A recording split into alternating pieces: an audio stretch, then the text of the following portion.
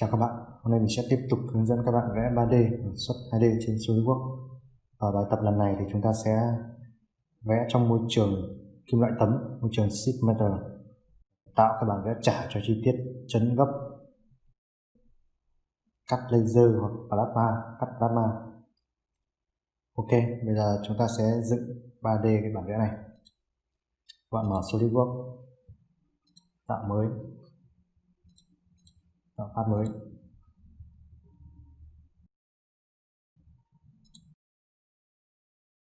Tiếp đến các bạn vẽ theo cái biên dạng của hình chiếu cạnh này, biên dạng ngoài cung R8 này. Ok, và vì là vẽ theo cái cung R8 này nên là cái bán kính ở cái góc, hai góc này của chúng ta cũng sẽ là R8, thì là cộng thêm với chiều dày của tấm là 5 mm, không phải là R3 như là trong bản vẽ ghi. Mặc dù là bản vẽ ghi như này thì vẫn là đúng, bởi vì là gia công thì chúng ta sẽ chấn từ góc này. Ok, các bạn vẽ cho mình một đường midpoint line. Các bạn nhớ ràng buộc nó vào cái gốc và độ, sau chúng ta sẽ dễ chỉnh sửa hơn. Ràng buộc theo phương ngang nữa. Ok, đi 100. Ok, bạn vẽ một đường line nữa xuống, ràng buộc theo phương đứng, phương ngang. Ok, tiếp theo bên còn lại.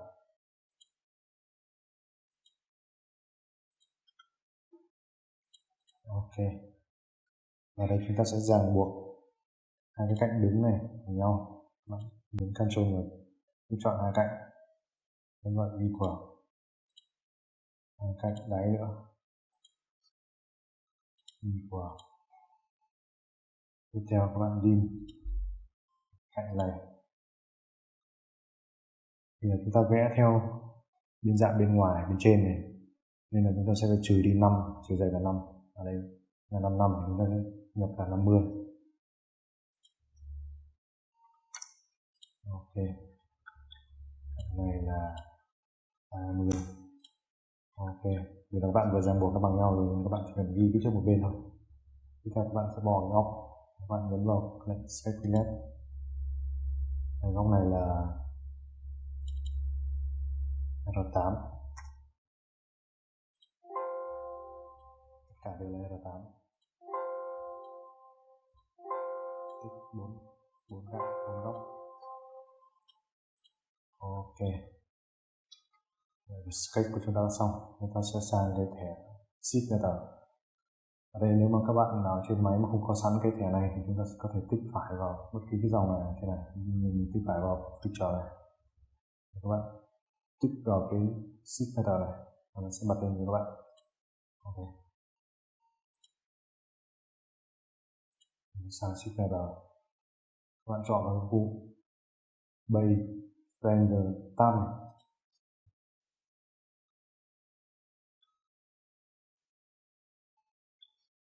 Đây thì phần direction 1 mình sẽ chọn vào mid plane để nó đối xứng sang hai trục, nó cân đối.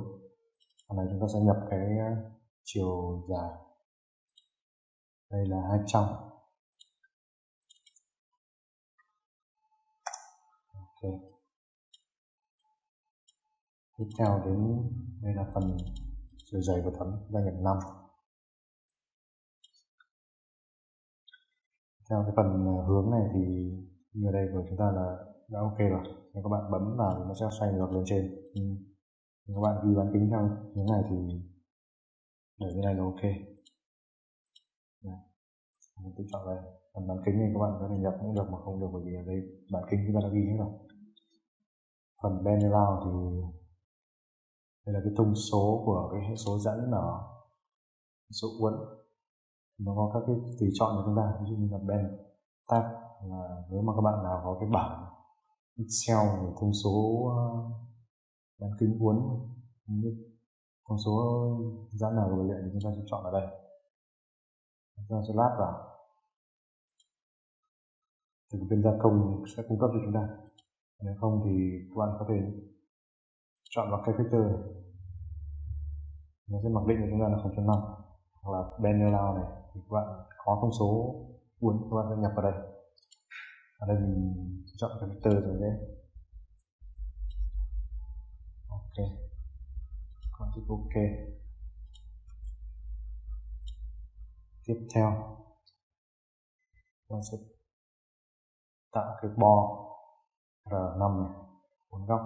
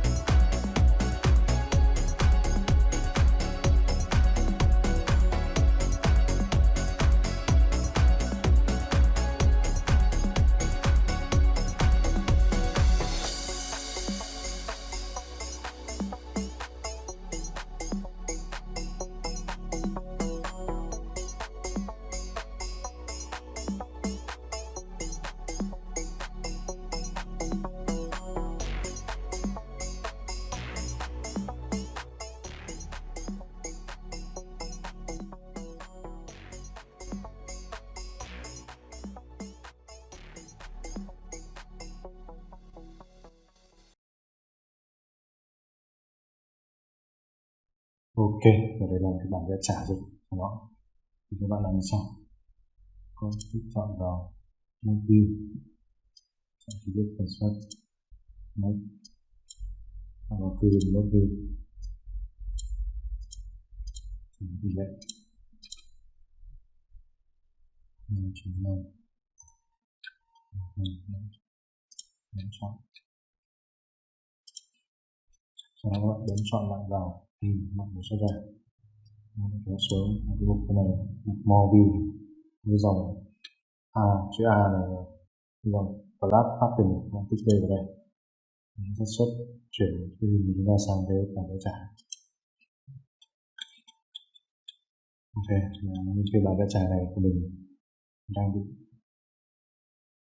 xoay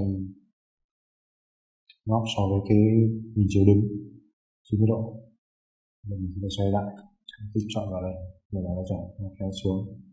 Cái mục này chúng ta sẽ chọn vào phần flat pattern display này, con nhập cái góc 90 độ của nó xoay lớn. Ok.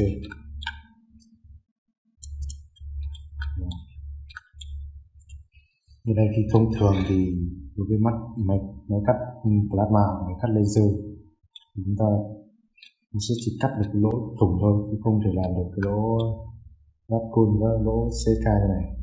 Vậy chúng ta sẽ phải xóa những cái lỗ CK này đi, vẽ cái lỗ pan màu của nó. Ở đây thì chúng ta là lỗ M5 và phi 5.5. Ok, các bạn sẽ phải để lỗ pi 4. Chúng ta sẽ vẽ vào đây, sang sketch nó vẽ đường tròn, nó sẽ vẽ đường tròn pi 4 vào đây, 4 lỗ.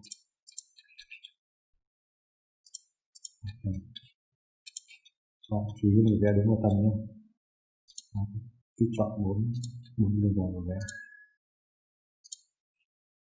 Chúng ta ràng buộc bằng nhau, tích lại, chuyển nó về cái nét chính của mình đã tạo xong. Ok, nó bạn lên. Sau đó các bạn sẽ ẩn những cái nét có sẵn, tiếp chọn vào đây, và chọn hai shading EDS, ẩn đi, tiếp chọn vào 4.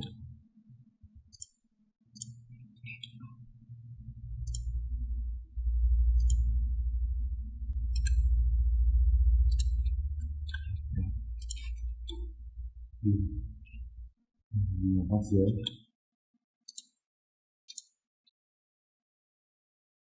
đi 4, 4, 4.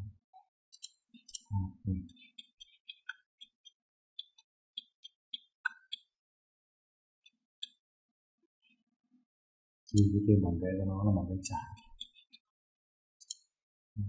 Notation nốt trong này.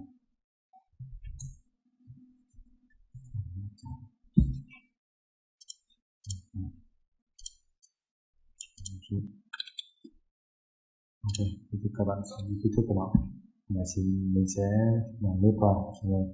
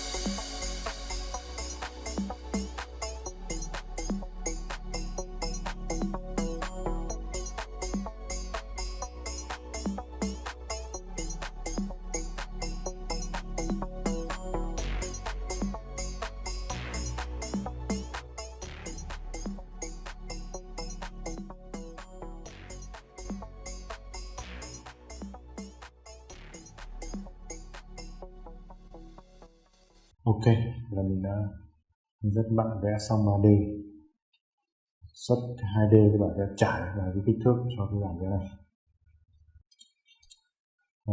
video của mình đến đây cũng kết thúc. Nếu thấy hay thì các bạn like, share và đăng ký kênh để ủng hộ mình. Chúc các bạn thành công. Chào các bạn.